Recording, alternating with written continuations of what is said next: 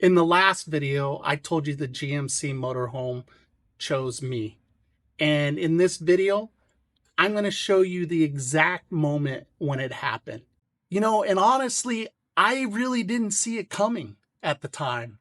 I mean, I was a van guy. I was basically looking for a Class B with a wet bath because my girlfriend didn't want to live in the van. I had absolutely no business falling in love with a 40-year-old motorhome that was basically designed by the same people that designed the B-52 bomber. But that's exactly what I did. I feel like giddy like a little kid, It's been almost 2 months since we've seen each other. And I mean, obviously we talk on the phone every day, but that's just not the same. So our plans are this weekend. We're going to go and rush off and enjoy some time together at Cocoa Beach, which is on the East Coast, so facing out to the Atlantic here in Florida. So that should be a lot of fun, guys. And it's going to be so nice having her. All these things that are going on around me, and everything is just so exciting, and I don't know what to say. I probably couldn't be happier. That was me in the van. I was totally happy living in the van. I was enthusiastic. I was excited. I had an amazing 12,000-mile journey. I wasn't looking for a motorhome. I was just basically looking for a little bit bigger van. And then I showed up to a place where they bring back to life the ones that nobody else will.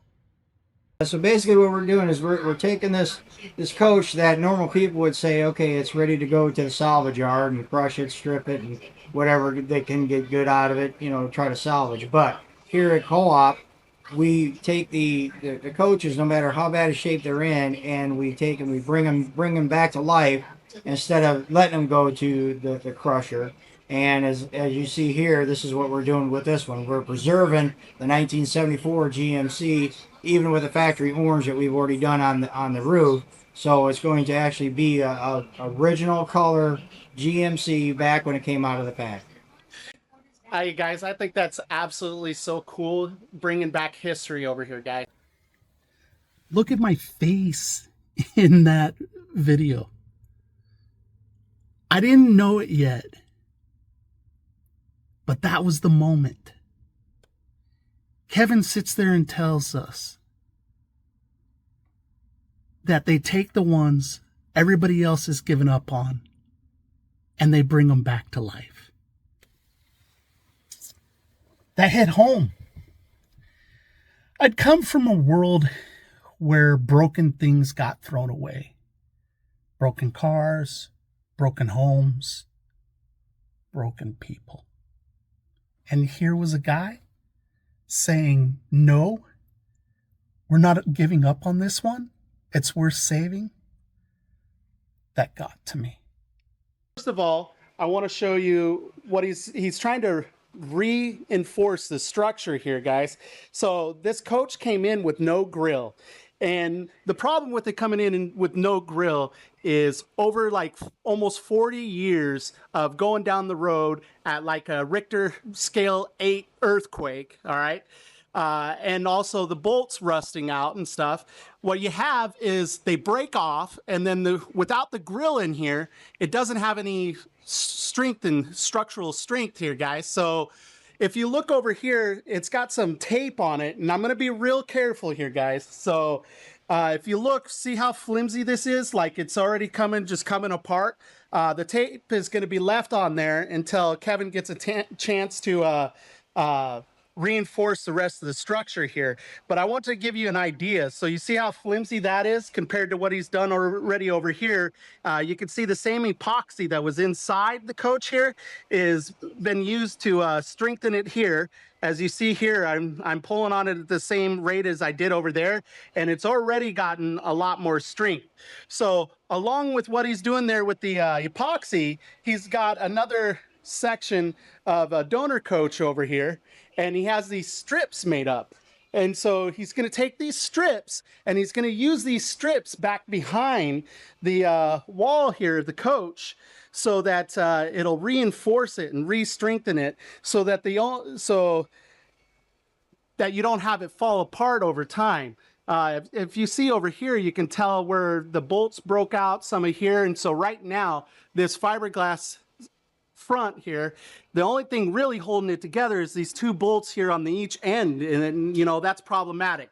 So he's going to reinforce it with these, and that is going to help save this entire front panel here, guys. So I think that's really sweet. It's exciting stuff going on over here in the body shop, guys. So next week when I come in, I'm hoping that he'll be done and primed up so you can see how different it's going to look when he's all finished with that. What are you doing with it after you chop the front end?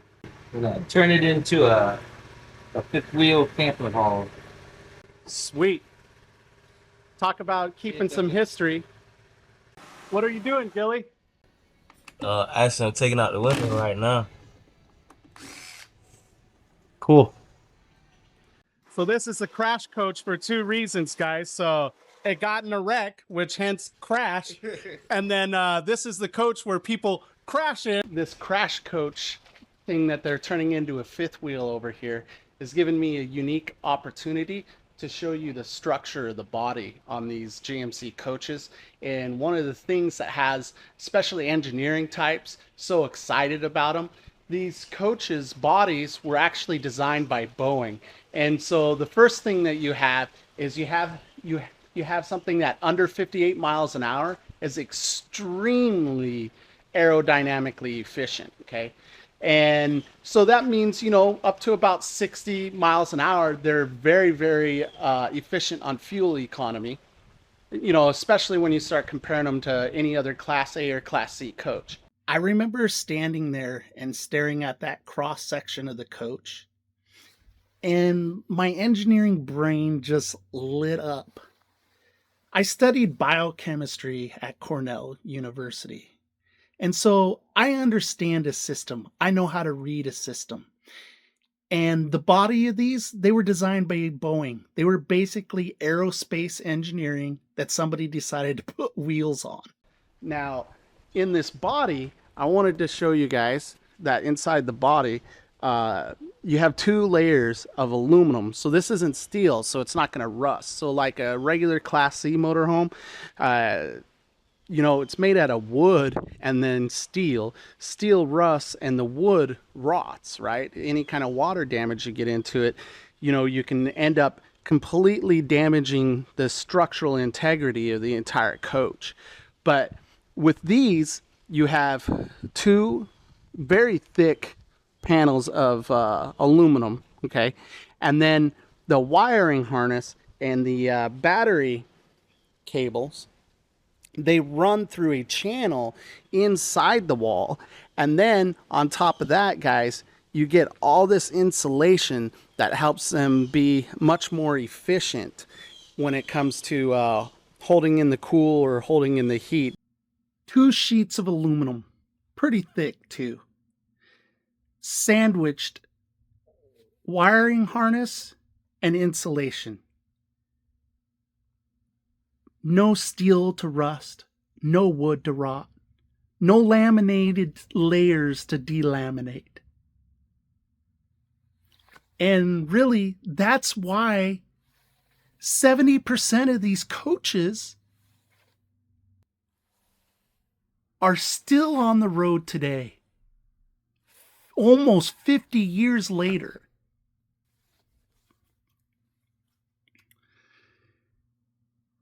You know, and I think in that moment in my heart, right here, that's when I actually stopped looking for a van for reals. I'm walking in here into Hank's lair over here. He's a master mechanic over here doing all the mechanical work.